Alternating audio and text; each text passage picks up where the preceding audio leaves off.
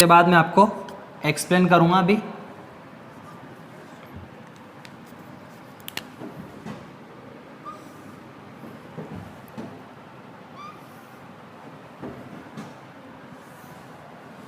ठीक है, आपको भी ऐसा ही बनाना है सुंदर सा डायग्राम। U1 अक्ष है ये U2 अक्ष है और ये U3 अक्ष है। ये U1 वक्र रेखा है और ये आपकी U2 वक्र रेखा है और यह आपकी U3 वक्र रेखा है। ठीक है बच्चों, ये आपका मूल बिंदु हो गया U1 U2। ठीक है, जैसे ये U1 है U2 है तो यहाँ U3 कांस्टेंट हो जाएगा। लिखूं क्या मैं इनको?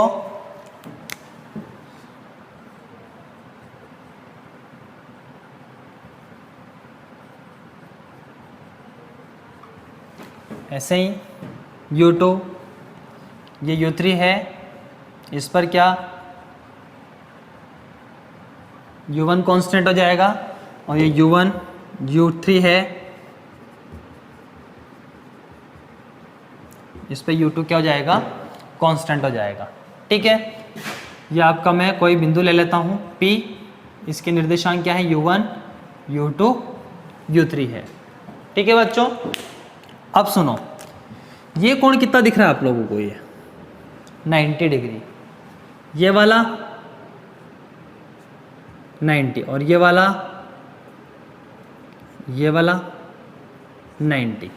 ठीक है, ये Z यूँ होता है, मतलब ये तो तीनों 90 है। तो बच्चों नाम से ही पता चल रहा है आपको, लांबिक वक्र रेखीय निर्देश तंत्र क्या है?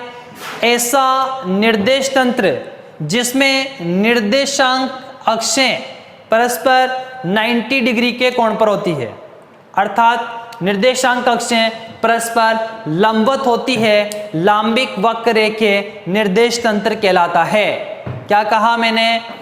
ऐसा निर्देश तंत्र जिसमें निर्देशांक अक्षों के मध्य परस्पर 90 डिग्री का कोण होता है, अर्थात निर्देशांक अक्षें परस्पर लंबवत होती है, लांबिक वक्र रेखीय निर्देश तंत्र कहलाता है। लांबिक वक्र रेखीय निर्देश तंत्र में किसी बिंदु के स्थिति के निर्देशांक क्या होते हैं? U1 U2 U3 होते हैं और किसी बिंदु के स्थिति सदिश को निम्न प्रकार प्रदर्शित करते हैं। कैसे? R vector is the function of U1 U2 U3। इसको मैं इक्वेशन नंबर फर्स्ट कह देता हूं। यहां पर बच्चों जो आपका R1 है वो क्या है? U1 U2 U3 का फलन है। ठीक है, अब ध्यान देना, मैं इसका क्या करता हूं? आंशिक अवकलन करता हूं। तो समीकरण 1 का आंशिक अवकलन करने पर, आंशिक अवकलन करें इसका अपन, क्या होगा? देखो, dr वेक्टर बराबर del r vector upon del U1 into du1 plus del r vector upon del U2 into du2, फिर plus del r vector upon del U3 into du3। ठीक है, अब यहां पर इसको मैं इक्वेशन नंबर सेकंड कह देता हूं। ध्यान देना, यहां del r vector upon del U1 को क्या? आधार सदिश बेसिस वेक्टर, बेसिक वेक्टर। ठीक है, आधार सदिश कहते हैं, इसे B1 वेक्टर से प्रदर्शित करते हैं। किससे? B1 वेक्टर से प्रदर्शित करते हैं। तो B1 वेक्टर बराबर कितना हुआ? Del are vector upon del u1। Similarly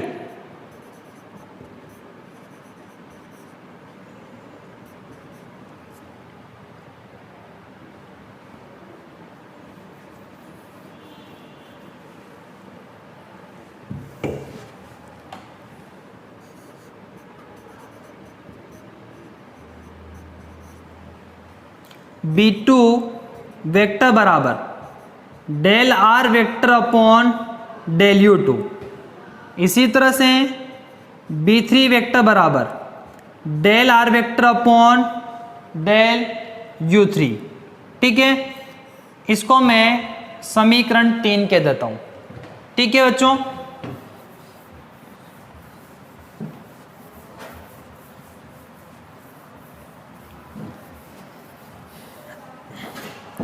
इसको मैं देखो क्या लिख दूं व्यापक रूप में, बी आई वेक्टर बराबर del are vector upon del U I, जहां आई कहां से कहां तक है 1 2 3, u1 u2 u3 तक। ठीक है, अब फ्रॉम वैल्यू पुट कर देता हूं मैं बच्चों, from equation number second and third क्या होगा, डी आर वेक्टर बराबर del are vector upon del u one, इसको क्या कह दूं मैं b1 वेक्टर, तो b1 vector du1 plus b2 vector du2 plus b3 vector du3, equation number 4। ठीक है, अब सुनो, आधार सदिश का परिमाण, आधार सदिश का परिमाण स्केल गुणक, स्केल फैक्टर, स्केल गुणक कहलाता है। क्या कहलाता है, स्केल गुणक कहलाता है। कैसे, और इसको किससे प्रदर्शित करते हैं, इसे HI से व्यक्त करते हैं। तो HI कितना होगा, मापांक ऑफ BI वेक्टर। यही कहा मैंने कि आधार सदिश का परिमाण, आधार सदिश क्या था देखो BI वेक्टर, आधार सदिश है ये, आधार सदिश का परिमाण स्केल गुणक कहलाता है। और इसको किससे प्रदर्शित करते हैं, HI से। तो मैंने आधार सदिश का क्या ले लिया, परिमाण ले लिया, तो इसको मैंने HI से प्रदर्शित कर दिया। अब सुनो बच्चों, I का मान कहां से कहां तक था 1 2 3, अगर मैं 1 रखूं तो H1 कितना हुआ, मापांक ऑफ B1 वेक्टर।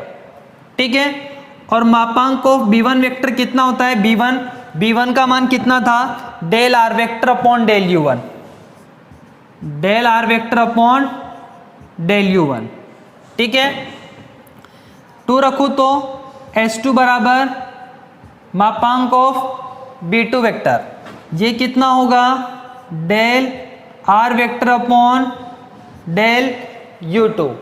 इसी तरह से मैं H3 रखूं तो मापांक ऑफ B3 वेक्टर, ये क्या होगा, del are vector upon del U3।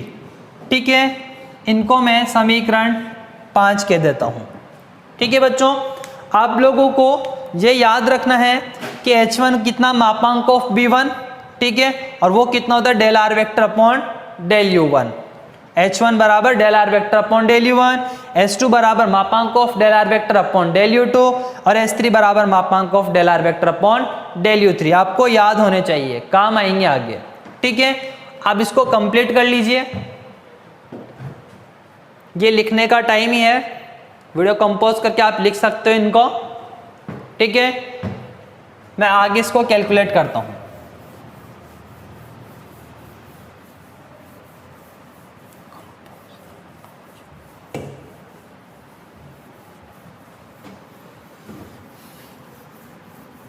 देखो एक लाइन और लिख रहा हूं मैं, यदि U1 U2 U3 अक्षों के अनुदिश एकांक सदिश E1 कैप E2 कैप व E3 कैप हो तो देखो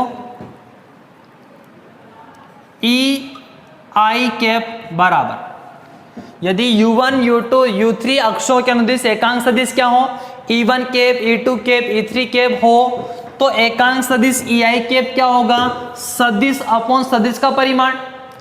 यहां पर एकांक सदिश को किससे प्रदर्शित करते हैं, E से, ठीक है, E1 cap E2 cap E3 cap. तो EI कैप क्या होगा, सदिश, सदिश क्या है, BI वेक्टर, सदिश अपॉन सदिश का परिमाण, तो मापांक ऑफ BI वेक्टर, ठीक है बच्चों। तो EI के बराबर BI वेक्टर अपॉन मापांक ऑफ BI वेक्टर, क्या कहा था मैंने कि आधार सदिश का परिमाण स्केल गुणक कहलाता है। तो इसको क्या लिख दूं बच्चों में, HI। तो फिर आपको BI वेक्टर कितना मिला, HI EI कैप, ठीक है। यहां से मैंने क्या कहा, I का मान कहां से कहां तक था, 1 2 3 था, तो पहले 1 रखूं तो B1 वेक्टर कितना मिला, H1 E1 कैप, B2 रखूं तो कितना मिला, H2 E2 कैप, B3 रखूं तो कितना मिला, H3 E3 कैप। इसको मैं इक्वेशन नंबर 6 कह देता हूं। बच्चों मेरे पास B1 B2 B3 का मान आ गया। आपके पास यहाँ समीकरण 4 लिखी हुई थी, dr वेक्टर बराबर कितनी थी, B1 du1 plus B2 du2 plus B3 du3, 4 यही थी। तो मैं क्या करता हूँ, B1 B2 B3 के मान समीकरण 4 में रख देता हूँ। तो देखो यहाँ से from equation number 4 and 6 value put करते हैं अपन, तो क्या आएगा, देखो यहां से dr वेक्टर बराबर B1 कितना है, H1 E1 cap du1 plus H2 E2 cap du2 plus H3 E3 cap du3, ठीक है। बाकी को मैं मिटा देता हूं।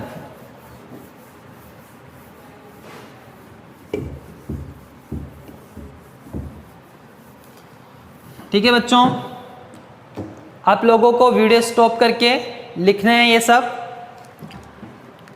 PDF भी आपको मिल जाएगी, ठीक है। तो dr वेक्टर बराबर, इसको मैं सिंप्लीफाई कर लेता हूं, H1 du1 E1 cap plus H2 du2 E2 cap plus H3 du3 E3 cap. ये काम आएगा, आप लोगों को याद रखना है ये, ठीक है। ये क्वेश्चन नंबर 7।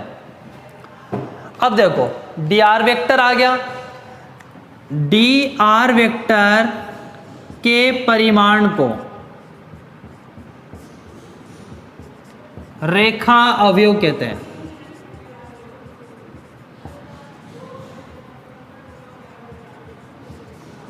क्या कहते हैं, रेखा अवयव कहते हैं। इसे ds से व्यक्त करते हैं, किससे, ds से। तो ds बराबर क्या, मापांक ऑफ dr वेक्टर, ठीक है। तो बच्चों ds स्क्वायर कितना होगा, dr vector dot dr vector.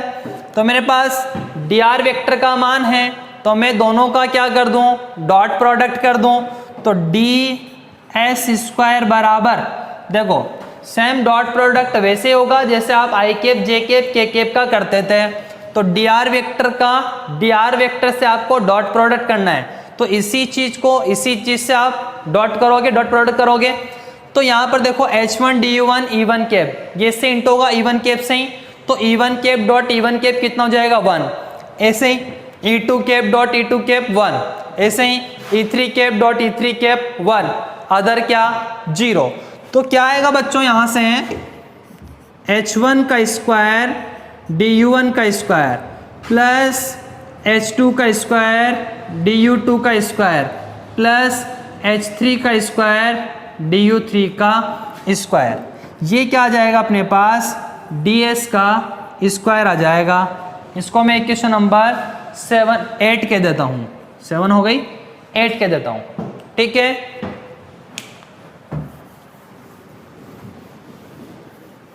आगे देखते हैं और सिंप्लीफाई करता हूं मैं इसको, व्यापक रूप में लिखता हूं, आप जनरलाइजेशन फॉर्म व्यापक रूप में ds स्क्वायर बराबर समेशन i बराबर 1 to 3, देखो u1 u2 u3 है, तो मैं ds स्क्वायर बराबर समेशन i बराबर 1 to 3 लिख देता हूं, और ये hi का स्क्वायर और ये dui का स्क्वायर। इस तरह से अपन इनको क्या कर सकते हैं, व्यापक रूप में लिख सकते हैं।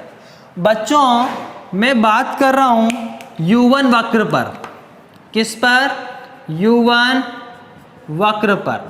देखो u1 वक्र पर u2 क्या होता है, कांस्टेंट।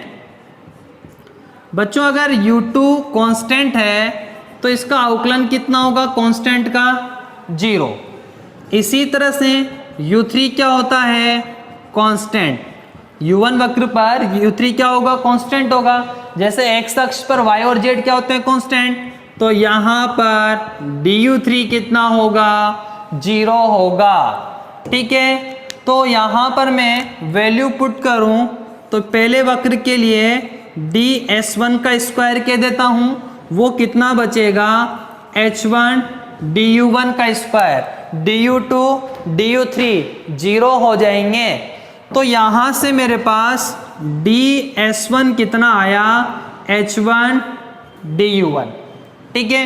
इसी प्रकार सिमिलरली मतलब क्या, ds2 बराबर कितना, h2 du2 और ds3 बराबर h3 du3, ठीक है। अब सुनो,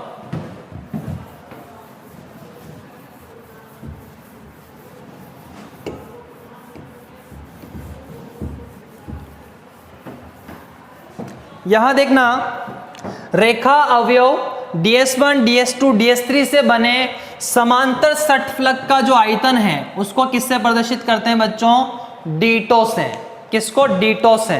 आप dv भी लिख सकते हो, वो क्या होता है, ds1 ds2 ds3। तो डीटो बराबर ds1 कितना है, h1 du1, ds2 h2 du2 और ये h3 du3। इसको अच्छे से लिख दें अपन थोड़ा तरीके से हैं, तो डीटो बराबर h1 h2 h3 du1 du2 du3।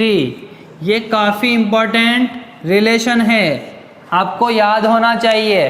Ditto बराबर कितना, h1 h1 h2 h3 du1 du2 du3, ठीक है। अब डायग्राम भी मैं बना देता हूं इसका आप लोगों के लिए, इसको लिख लो, मैं डायग्राम बना देता हूं इधर।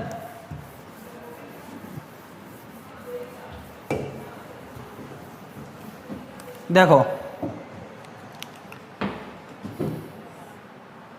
आप लोगों को भी ऐसा ही बनाना है जैसा मैं बना रहा हूं, कोई एक्स्ट्रा दिमाग मत लगाना नहीं होते हुए भी, ठीक है क्या, थोड़ा बहुत, अच्छा कोई बात नहीं।